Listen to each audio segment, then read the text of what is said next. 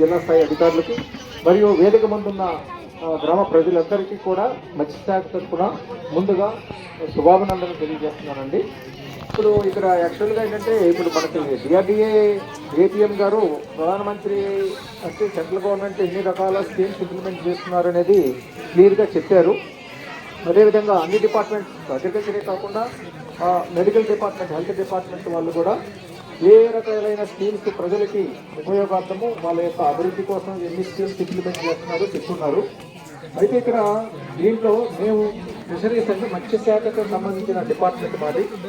మరి దీంట్లో కూడా అన్ని డిపార్ట్మెంట్ మాదిరిగానే మత్స్యశాఖ ద్వారా కూడా కొన్ని schemes central government, state government రెండు కలిపి కోఆర్డినేషన్తో ఇంప్లిమెంట్ చేస్తున్నాం. అది ఏంటంటే ప్రధానమంత్రి మత్స్య సంపద యోజన.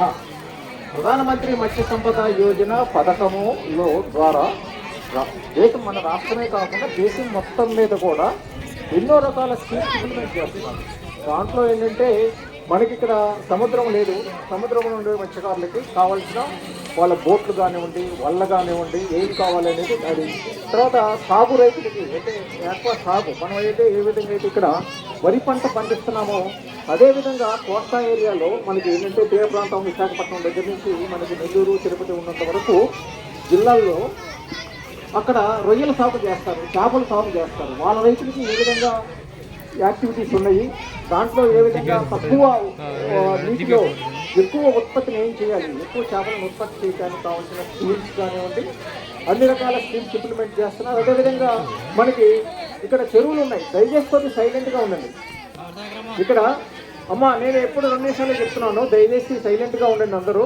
ఇక్కడ ఏంటంటే మెయిన్ మనకి ఇక్కడ నంద్యాల జిల్లాకి సంబంధించి మనకి ఇన్లాండ్ చెరువులు మాత్రం అంటే ఎంఐ ట్యాంక్స్, మైనర్ ఇరిగేషన్ చెరువులు ఉన్నాయి. ఆ చెరువుల్లో మనం మత్స్యకారులకి ఎక్కడైతే ఉన్నారో వాళ్ళని సహకార సంఘాలుగా ఏర్పాటు చేసి మత్స్య సహకార సంఘాలుగా ఆ చెరువులను వాళ్ళకి లీజుకి ఇచ్చేసి దాంట్లో మనం చేపల యొక్క సంపదను పెంపొందించడానికి చర్యలు తీసుకుంటున్నాం. దాంట్లో మనకి ప్రధానమంత్రి మత్స్య సంపద యోజన పథకం ద్వారా మనకి రకరకాల స్కీమ్స్ ఇంప్లిమెంట్ చేస్తున్నాం, స్టేట్ గవర్నమెంట్, సెంట్రల్ గవర్నమెంట్. అయితే ఏంటంటే ఇక్కడ మనకి అందరికీ తెలుసు మత్స్యశాఖ అంటే అది అగ్రికల్చర్ కానీ వెటర్నరీ డిపార్ట్మెంట్, పశుసంవర్ధక శాఖ అవన్నీ లేకపోతే సీనికల్చర్ దాంట్లో చాలా తక్కువగా అనుకోవచ్చు. కానీ ఏంటంటే మనం ఆహారం తినే ఆహారంలో మనం తీసుకునే చికెన్ కానివ్వండి, వెజిటేరియన్స్, నాన్ వెజిటేరియన్స్ ఉన్నారు. నాన్ వెజిటేరియన్స్లో ఎక్కువగా ఏంటంటే చికెన్, మటన్ తీసుకుంటారు. జనరల్గా ఇక్కడ మనకు అందుబాటులో రాయలసీమలో కూడా చికెన్, మటన్ తీసుకుంటారు. కానీ ఇక్కడ డాక్టర్ గారు కూడా ఉన్నారు, డాక్టర్ గారు కూడా చెప్తారు ఏంటంటే హార్ట్ పేషెంట్స్ కానివ్వండి, ఏదైనా మనకి హెల్త్ పాయింట్ ఆఫ్ వ్యూలో వెజిటేరియన్ ఫుడ్లో ఏదైతే మంచిదో అది రకరకాలుగా వాళ్ళు చెప్తారు. నాన్ వెజ్ ఫుడ్లో మంచిది ఏదేనంటే అది యాక్చువల్గా నేను చెప్పేది మా డిపార్ట్మెంట్ పరంగా కాకుండా చేపలు అనేది చాలా మంచిది హెల్త్ పాయింట్ ఆఫ్ వ్యూ. దేనికంటే దాంట్లో ప్రోటీన్ కంటెంట్ మిగతా వాటికంటే ఎక్కువ ఉంటుంది. అది కావాల్సిన ఎమినో యాసిడ్స్ కానివ్వండి, లేకుంటే ఇంకా మనకి కంటికి కావాల్సిన విటమిన్ ఏ కానివ్వండి, ఇవన్నీ కూడాను మనకు చికెన్, మటన్లో కంటే కూడా చాలా ఎక్కువ ఉంటుంది. తర్వాత అది మనకి ఈజీ డైజెస్ట్ అయ్యే ఫుడ్ అనమాట ఫిష్ అనేది.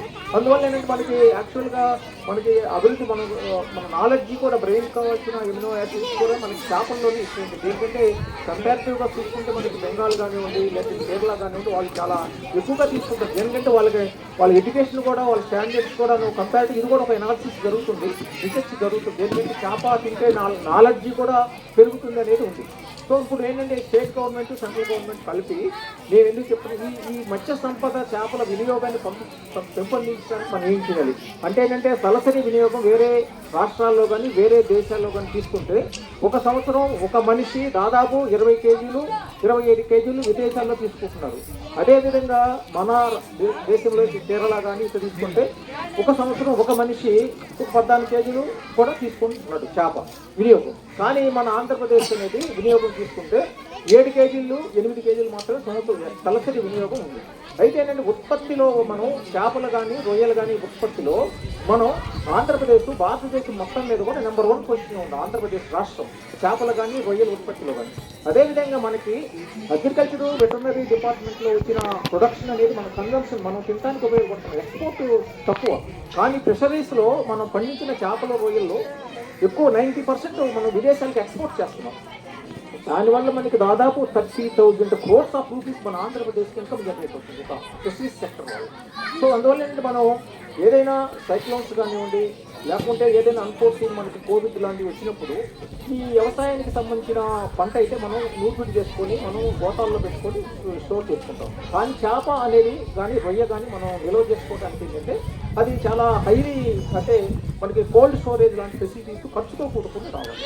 సో అందువల్ల ఏంటంటే మనం ఒకటి పంట మనకు వచ్చిందంటే పంట హార్వెస్ట్ చేసేస్తాం, కానీ చేప అనేది నీటిలో ఉందనుకోండి దానికి ఎక్కువగా హార్వెస్ట్ చేయకపోయినా గ్రోత్ రాకపోయినా దానికి ఫీడింగ్ ఇచ్చుకుంటూ ఉండాలి, ఖర్చు రైతుకి బర్డెన్ అవుతుంది. సో అందువల్ల గవర్నమెంట్ ఆలోచించి మనం ఉత్పత్తి ఎందుకు మనకి ఇక్కడ వినియోగం తక్కువగా ఉంది, చేపలు ఉత్పత్తిలో నెంబర్ 1 ఉన్నాం కానీ వినియోగంలో తక్కువగా ఉన్నాం. దాన్ని పెంపొందించడానికి మన గవర్నమెంట్ షాప్స్ పెట్టి 1 లక్ష రూపాయల దగ్గర నుంచి 10 లక్షలు 20 లక్షల యూనిట్లు కూడా మనం పెడుతున్నాం. అదే ప్రధానమంత్రి మత్స్య సంపద యోజన ద్వారా జనరల్ కేటగిరీలో వచ్చేటప్పటికి 40% మనం సబ్సిడీ ఇస్తున్నాం. అంటే 10 లక్షల రూపాయలు యూనిట్ పెడితే 4 లక్షల రూపాయలు మేము సబ్సిడీ ఇస్తున్నాం.